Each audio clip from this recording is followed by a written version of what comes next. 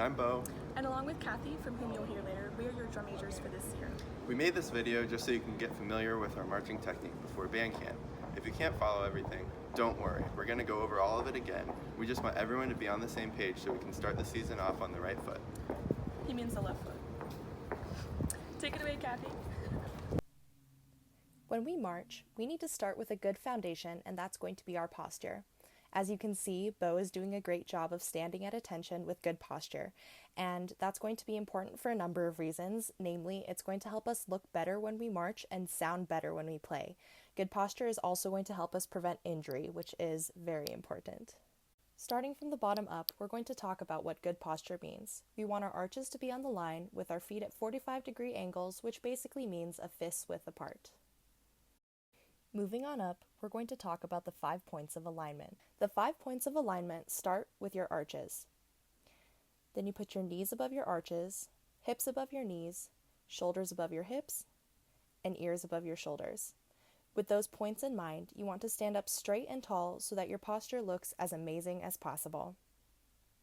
Next, you should put the weight on the balls of your feet rather than too far back on your heels or too far forward on your toes.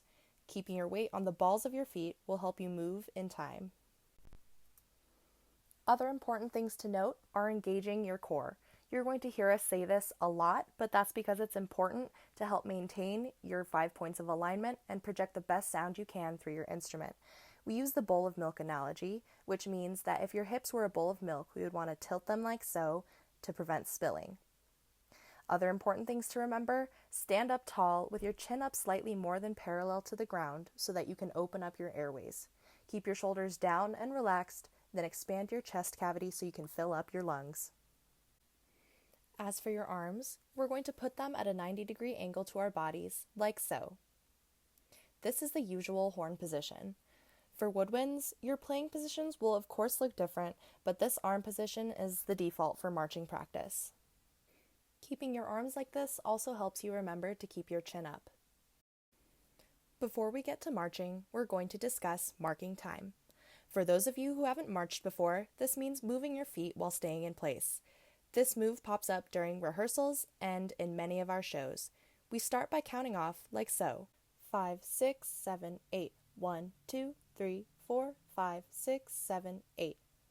Some important notes about marking time. Notice how Bo's heels come off the ground, but his toes do not. Whenever we mark time, we also make sure that our left heel always hits the ground on odd counts and our right heel always hits the ground on even counts.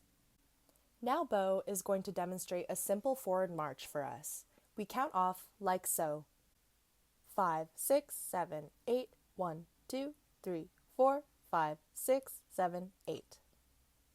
The kind of step that we use for marching is called the roll step. We call it the roll step because we move by rolling our feet from our heels to our toes. Think of the toothpaste analogy. Pretend you're trying to squeeze all the toothpaste out by stepping on the tube. We want to start from the bottom and make sure it all comes out at the top. Now let's look at our knees. When Bo marches, notice how his knees are bent but only slightly. We don't want to bend them too much like we're high stepping, or too little or our legs become stiff.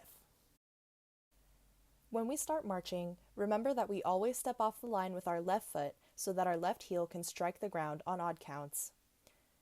5, 6, 5, 6, 7, 8, push 1. Notice how Bo lifted his left heel slightly on count 8 before he started moving so that his heel could strike the ground precisely on 1. Anticipating your moves like so helps you move exactly in time. Counting is important in marching band because it not only helps us stay in time with everyone else, but also helps us keep in time with the music. We will very frequently use what is called an 8 to 5 step, which means that you take 8 steps for every 5 yards. This helps us ensure that all our steps are the same size so our band looks cohesive and our performances look impeccable. As you can see, that means that Bo will take his 4th step right in the middle of the 2 yard lines. 5, 6, 7, 8. 1, 2, 3, 4, 5, 6, 7, 8, and close. Hey, this is Kendall, and now we're going to go over backwards marching, which Bo will demonstrate. As always, it is important to engage the core. Because Bo is engaging the core, his upper body is still and his weight is centered between his feet rather than too far forward or too far back. Just like forward marching, we start with the left foot, except the balls of your feet rather than the heels will hit the ground on the counts. On the last count of the marked time, your right heel does not come back down to the ground.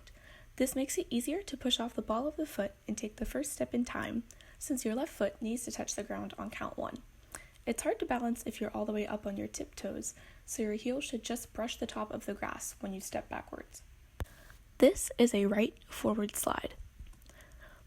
5, 6, 5, 6, 7, 8. Bo is moving to his right and his toes are pointing in the direction in which he's moving. And this is a left forward slide. 5, 6, 5, 6, 7, 8. Posture is important in slides as well, especially in keeping the shoulders parallel to the sideline. This allows the audience to hear more of our sound and allows us to see the drum majors more easily. When we do forward slides, we want our toes pointing in the direction we're moving, but we want our shoulders to stay parallel to the sideline of the field. In order to maintain the 5 points of alignment, the hips are rotated 45 degrees to the sideline, halfway between the direction the toes are pointing and the plane of the shoulders. Then the shoulders are rotated 90 degrees to be parallel. Angling the hips this way makes marching easier and reduces the strain on your knees. Engaging the core helps with posture during slides as well. Personally, I find it helpful to think about lifting to create space between the rib cage and the hips, while turning the shoulders towards the sideline. When changing directions during a show, the last step of a move may be modified slightly to make the direction change easier and to avoid losing time. Bo will demonstrate the transition between forward marching and a left forward slide. 5, 6, 5, 6, 7, 8. On the last count before the direction change, the toes of his right foot point at a 45-degree angle in the new direction. That is, his toes are not parallel to the yard line. Similar to the hips during a slide, 45 degrees is a halfway point. This step prepares us to move in the new direction and makes the transition smoother. The transition from forward marching to a right forward slide is similar, with the right toes pointing at a 45-degree angle on the last count before the direction change. We will also transition between forward and backwards marching. 5, 6, 5, 6, 7, 8. These transitions are pretty straightforward, no pun intended. On the last count before the direction change, the ball of the right foot touches the ground and the left leg does not close in, so the ball of the left foot will touch the ground for the first backward step. And the backward to forward transition is similar. 5, 6, 5, 6, 7, 8. Sometimes the forward-back transition steps are referred to as rock steps, but you want to make sure to engage your core to avoid rocking your upper body and to keep your weight centered. We've mentioned forward slides, but we will also learn back slides, slides where we take backwards marching steps rather than forward ones, so the balls of your feet touch the ground on the counts, and you move in the direction in which your heels are pointing. Whether we do forward slides or back slides depends on which one makes it easier to see the drum majors and or makes the band look more uniform. Notice how he angles his right foot on count 8 of the marked time before taking the first step. Thanks for watching. As always, let us know if you have any questions. We can't wait to see you in a few weeks.